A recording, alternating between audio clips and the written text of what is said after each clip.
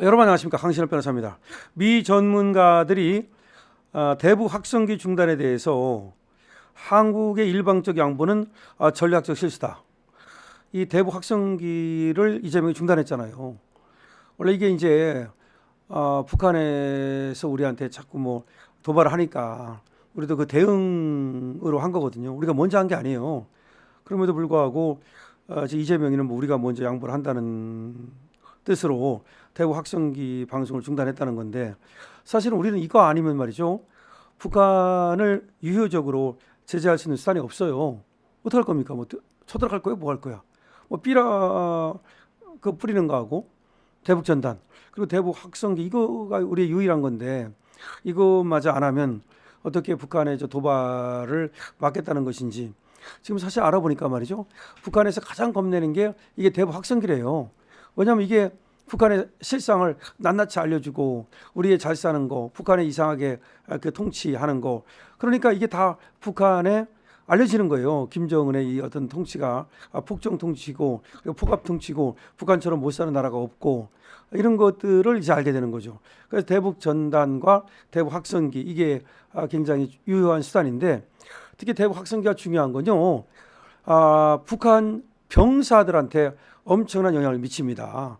이게 휴전선 일대에 다 가니까 북한 병사들이 이걸 맨날 듣는 거야. 우리 대한민국의 어떤 그 상황을. 그러다 보니까 얘들이 대한민국에 대한 동경심이 생겨나고, 그리고 전투 의지라든가 이런 것이 꺾이고, 사기가 꺾이고, 굉장히 중요한 거예요.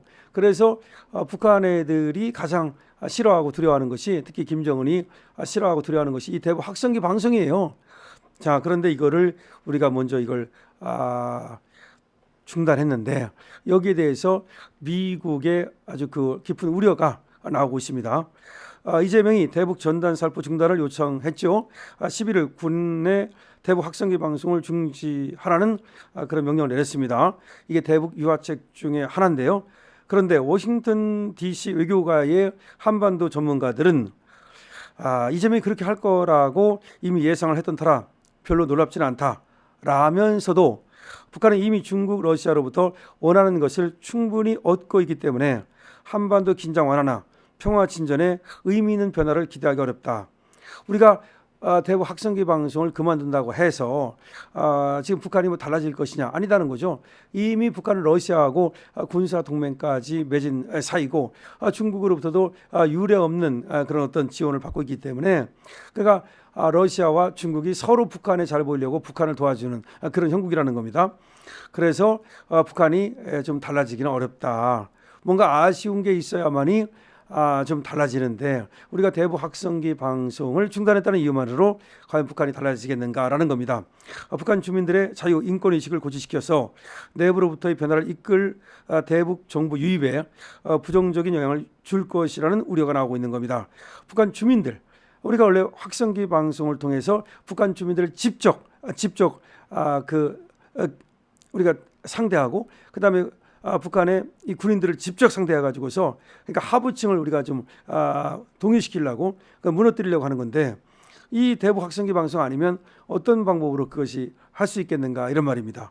이번 조치는 이재명이 직접 지시해서 이뤄진 것으로 강유정 대통령실 대변인은 브리핑에서 대선 과정에서 국민께 약속드린 바를 실천한 것이라고 했는데요. 지난해 6월 북한이 오물풍선을 살포하자 윤석열 정부가 대응 차원에서 6년 만에 제기한 것이 바로 확성기 방송인데, 이거를 중단하겠다는 겁니다. 우리 정부의 선의에도 불구하고 북한의 대남 방송은 그런데 계속 이루어지고 있습니다. 우리는 6일부터 끊었는데 북한은 지금도 대남 방송을 계속합니다. 그럼 어떻게 할 거야? 우리가 끊었는데도 불구하고 북한이 대남 방송을 계속하면 우리도 해야 될 거냐? 아니면 우리는 계속 끊을 거냐? 딜레마 아닙니까? 우리는 끊겠죠.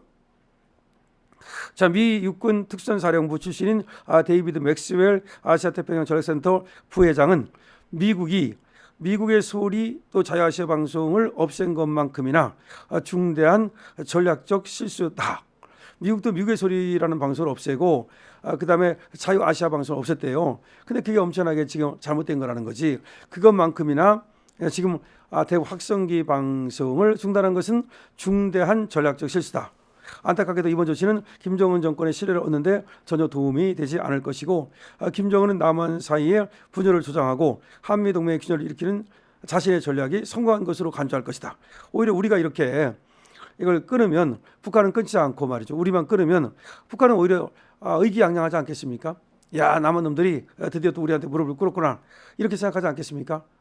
정말 제가 생각해도 이것도 성급한 거 아닌가. 대통령 되자마자 더군다나 미국 측과의 충분한 어떤 협력 같은 거 없이 상호 어떤 이해 없이 이런 거를 했다면 상당히 전략적 실수이고 그다음에 대북 관계를 우리 의도로 끌어가는데 방해가 되지 않을까 이런 생각이 듭니다. 관련해서 말이죠. 시드니 사일러 전략문제연구소 선임 고문은 뭐라고 말했냐. 현재 한반도가 불안정한 가장 큰 원인은 북한이 핵무기 보유량을 확장하고 늘리고 러시아와 전략적인 협력을 하고 있기 때문이다. 대북 확성기 전단살포와 남북한 긴장 사이에는 거의 상관관계가 없다. 그렇죠. 이번 조치가 한반도 긴장 완화나 평화 진전에 의미 있는 영향을 미치지도 않을 것이다. 맞습니다. 이거 한다 그래서 무슨 긴장이 완화되겠습니까? 뭐하러 이걸 없애는 건지. 자, 에번스 리비어 전 국무부 동아태 담당 수석부 차관부도 말하기를 이렇게 말했습니다. 평양은 자체 선전 방송을 계속 송출하고 있고 한국의 이번 조치를 인정하는 어떤 신호도 보이지 않고 있다. 김정은은 이미 베이징, 모스크바와의 관계에서 제재 회피, 외교적 보호 같은 다양한 혜택을 누리고 미소 짓고 있다. 서울이 이 새로운 게임에서 큰 카드를 갖고 있지 못하다.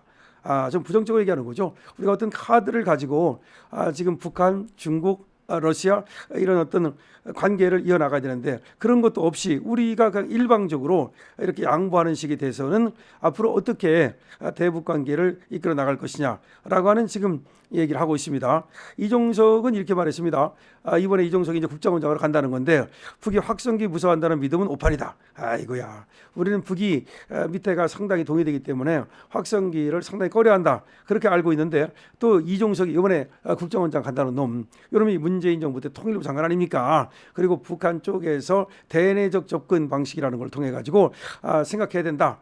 북한을 상당히 아주 고려해주고 인정해주는 그런 자인데 이 자는 북한이 확성기를 무서워한다고 우리는 믿고 있잖아요. 그런데 그거는 또 오판이다 그러면서 확성기를 없애야 된다는 식으로 또 얘기를 하고 있는 겁니다. 국정원장이라는 자가. 그렇기 때문에 이재명 정부의 국정원장이 됐겠죠. 자, 다시 한번 말씀드립니다. 지금 우리 탈북민들이 특히 이 뉴스를 들으면 굉장히 좌절을 하게 되는데요. 우리가 대북 확성기 방송을 통해서 대한민국의 자유와 대한민국의 이 발전된 양상을 북한 측에 알려주면 북한민들이 그걸 듣고서 많이 탈북했다는 거 아닙니까? 그리고 또 전단지 같은 것도 그걸 보고서 남한의 실상을 알게 됐고 북한의 참혹한 실상을 대조적으로 알게 돼서 그래서 남한에 왔다 이렇게 많이들 얘기하거든요. 사실상 우리 남한에 많은 지금 북한에서 넘어오는 사람들이 많잖아요. 탈북민들이. 근데 탈북민들이 넘어오게 된 계기를 보면 전단지라든지 확성기 방송이 확실하게 많은 영향을 끼치고 있어요. 군대에 있을 때 확성기 방송을 듣고 군대를 제대해 가지고서 또 넘어오는 수도 있고 가족을 데리고 하여튼 군대에 있다 하더라도 사기가 팍팍 떨어지고 이런 게 있는데 북한은 지금 확성기 방송을 멈추지 않았습니다. 근데 우리만 멈춘다? 이게 왜 문제가 되는지 말씀드릴게요. 지금 사실은 접경 지역 그러니까 파주, 연천 이쪽에서 사시는 분들은 북한의 이 확성기 방송 때문에 장사도 못하고 사실 아무것도 못한대요. 우리도 고통받고 있어요, 사실은. 근데 우리도 고통받으면서도 우리가 확성기 방송을 한 이유는 북한이 여러 가지 방법으로 우리한테 도발을 해오기 때문에 그거를 제재하기 위해서 그리고 또 확성기 방송이 자기들도 이게 상당히 두려우니까 더 이상 도발을 못한단 말이야. 실제로 엄청난 효과가 있었어요. 오물풍선을 뿌려오다가 우리가 확성기 방송을 계속하고 그러니까 오물풍선이 중단됐잖아. 근데 그걸 우리는 뭐라고 얘기합니까? 이재명 측에서는 우리가 일부러 오물풍선을 갖다가 오게 만들어 가지고 그래 가지고 우리가 전쟁을 일으켜 가지고 무슨 계엄을 하려고 했다. 이런 식으로 참 쇼를 하고 있는데 그건 자기들의 증거 없는 뇌피셜에 불과한 거 아닙니까? 결국은 쟤들이 우리를 도발을 하니까 오물풍선이다. 그러니까 우리가 확성기 방송을 했던 거예요. 그런데 쟤들은 우리 확성기 방송을 안 듣고 쟤들은 계속해서 우리 쪽으로 확성기 방송을 보내면 우리 국민들은 지금 국민들이 잠을 못 자고 고통받거든요.